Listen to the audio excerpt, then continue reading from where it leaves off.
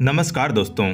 सबसे बड़ा पुण्य ये लोग होते हैं ईश्वर के सबसे अधिक प्रिय। बहुत ही सुंदर ज्ञानवर्धक प्रसंग है, अंत तक पूरा जरूर सुने। एक राजा बहुत बड़ा प्रजापालक था। हमेशा प्रजा के हित में प्रयत्नशील रहता था। वह इतना कर्मठ था कि अपना सुख ऐसो आराम सब छोड़कर सारा समय जन कल्याण में ही लगा देता था। यहाँ तक कि जो मोक्ष का साधन है अर्थात भगवत भजन, उसके लिए भी वह समय नहीं निकाल पाता था। एक सुबह राजा वन की तरफ भ्रमण करने के लिए जा रहा था कि उसे एक देव के दर्शन हुए।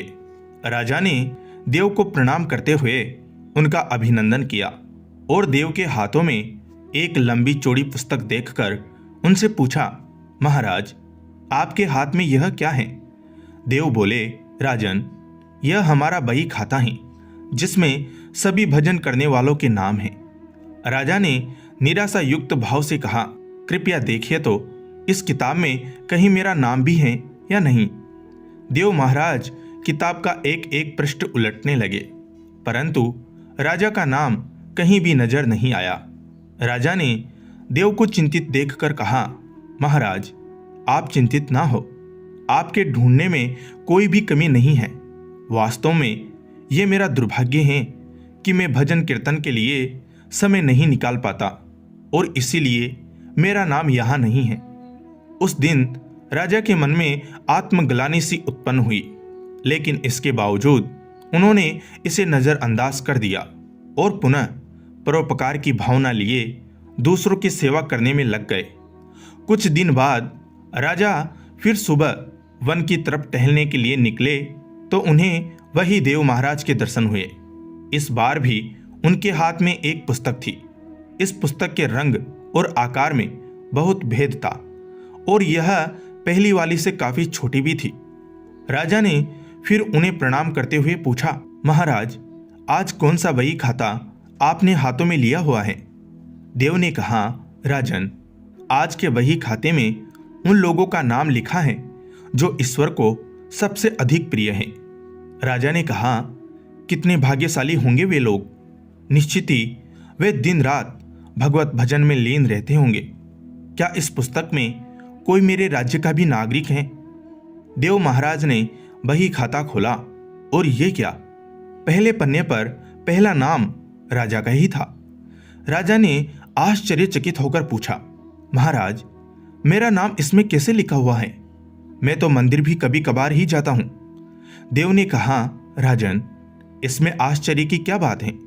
जो लोग निष्काम होकर संसार की सेवा करते हैं, जो लोग संसार के उपकार में अपना जीवन अर्पण करते हैं, जो लोग मुक्ति का लोभ भी त्याग कर प्रभु के निर्बल संतानों की सेवा, गो रक्षण की सहायता में अपना योगदान देते हैं, उन त्यागी महापुरुषों का भजन स्वयं ईश्वर करते हैं।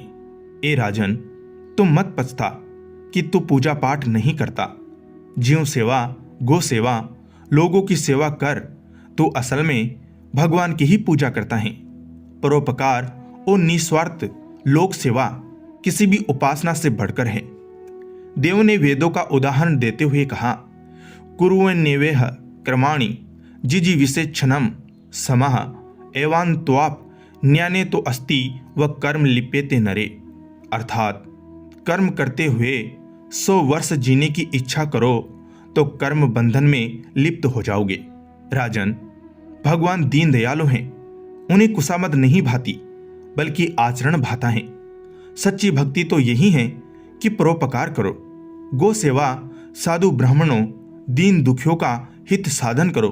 अनाथ, विधवा, किसान व निर्धन आज अत्याचारियों से सताए जाते हैं, इनकी यथाशक्ति सहायता और सेवा करो और यही परम भक्ति है।